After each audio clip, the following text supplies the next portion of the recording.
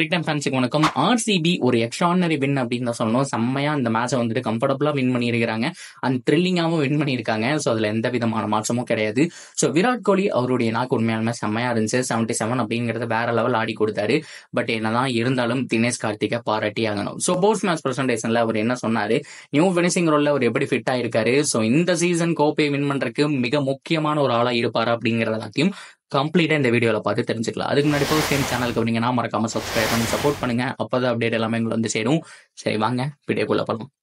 Dinesh Karthik so லைஃப்ல ஏகப்பட்ட ups and டவுன்ஸை பார்த்த ஒரு மனுஷன் அப்படின்னு தான் சொல்லணும். ஸோ 2019 அப்புறம் கமெண்ட்ரி கிரிக்கெட் அப்படிங்கிற மாதிரி அவருடைய லைஃப் ஏகப்பட்ட அப்ஸ் அண்ட் டவுன்ஸ் போயிட்டே இருந்துச்சு.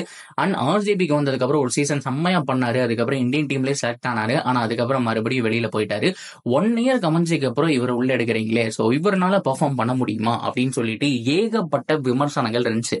ஆனா ஐபிஎல் பயிற்சியை 2 பேர் சீக்கிரமாவே தொடங்கினாங்க. ஒன்னு சிஎஸ்கேல இருக்கக்கூடிய நம்மளுடைய தல தோனி, இன்னொன்னு யாரு அப்படின்னு கேட்டீங்கன்னா தினேஷ் கார்த்திக். 2 பேருமே குயிக்கா முன்னாடியே பார்த்தோம் அப்படின்னா பயிற்சியை மார்ச் 1 இருந்தே வந்துட்டு ஆரம்பிச்சிட்டாங்க.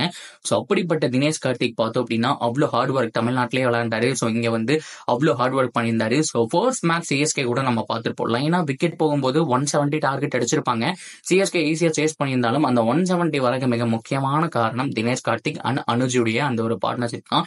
சூப்பரா ஆடி இருப்பாரு. ஸோ அப்பவே அவருடைய டச் நம்ம பார்த்துருப்போம். ஓகே, இந்த சீசன்ல ஒரு 2-3 மேட்ச் ஃபினிஷ் பண்றதுக்கான சான்ஸ் இருக்கு அப்படிங்கிற மாதிரி நம்ம ஒரு யூகிச்சே சொல்லியிருப்போம். அந்த மேட்ச்லயும் நல்லா தான் பண்ணாரு, அதுல மாற்றமே கிடையாது.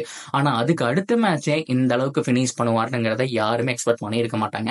தினேஷ் கார்த்திக் உண்மையாலுமே அதை செம்மையா பண்ணிட்டாரு அப்படின்னு தான் சொன்னோம். So first of all Virat Kohli எல்லாருமே அவுட் ஆனதுக்கு அப்புறம் கண்டிப்பா பஞ்சாப் பக்கம் தான் வந்துட்டு மேட்ச் இருந்துச்சு. ஸோ ஒரு விக்கெட் போயிருந்துச்சு அப்படிங்கிற பட்சத்துல ஸோ கண்டிப்பா பஞ்சாப் பக்கம் திரும்பி இருக்கும். பிகாஸ் பின்னாடி பேட்ஸ்மேன் இல்ல. லோம்ரோர் வந்து இடையில ஓரளவுக்கு மொமெண்டம் மாத்தி கொடுத்தாரு. தினேஷ் கார்த்திக் மேல பிரஷர் எடுத்தாரு. அதுக்கப்புறம் ருத்ரா தாண்டவம் ஆடினாருங்க. ஸோ 4-0-2. ஸோ அது மட்டும் இல்லாம அந்த எக்ஸ்ட்ரானரியா பின்னாடி ஒரு 6 அடிப்பாரு பாருங்க, வேற லெவல்ல இருந்தது. ஸோ ஃபைனலா 10 பால்ல 28 ரன்கள் அப்படிங்கிற மாதிரி ஆர்சிபி கூட இந்த மேட்சை வந்துட்டு முடிச்சு வச்சிருப்பாரு. முதல் வெற்றி இந்த சீசன்ல பினிஷரா டிகே பிரிச்சு வீசிட்டு இருக்காருங்கிறத மாற்றமே கிடையாது. ஸோ இவ்வளவு வருஷம் கமெண்ட்ரி, ஸோ திரும்பி உள்ள வர்றது, எப்படி விளையாடுவாரு அப்படிங்கறதெல்லாம் யோசிக்கவே வேணாம். ஸோ இந்த அளவுக்கு ஆடுறாரு அப்படிங்கறத எக்ஸ்பெக்ட் பண்ணவே இல்லை. ஸோ ஆர்சிபியோட அந்த டாப் ஆர்டரை பாருங்க, கிட்டத்தட்ட 6 பேர் அவுட் ஆனா கூட இந்த 7-8 தினேஷ் கார்த்திக் பினிஷ் பண்ணும்போது உண்மையாலுமே சூப்பரா இருக்கு. ஸோ இவரை மேல எல்லாம் ப்ரொமோட் பண்ண வேணாம். அவருக்கு ஃப்ரீடம் இதுதான். லாஸ்ட் ஒரு 3 to 4 hours மாற்ற மாதிரி இருந்தா மட்டும் போதும். ஸோ மற்றபடி மற்றவங்க ஃபார்முக்கு வந்தாலே ஆர்சிபி வேற லெவல்ல போயிடும். சரி ஓகே, இந்த மேட்ச் முடிஞ்சதுக்கு அப்புறம் அவர் என்ன சொன்னார் அப்படின்னா, சேம் அதே தாட்ஸ் தான். எனக்கு அந்த ஃப்ரீடம் அப்படிங்கிறது கிடைச்சது விராட் கோலி, ஃபேப் டு பிளஸி இவங்க கிட்ட இருந்து கிடைக்குது. ஸோ அது மட்டும் இல்லாம இன்னைக்கு வந்துட்டு பிச்சு எங்களுக்கு ஹெல்ப்ஃபுல்லா இருந்துச்சு அண்ட் கிரவுட் சப்போர்ட் அமேசிங்கா இருந்தது அப்படிங்கிற மாதிரி சொல்லியிருந்தாரு.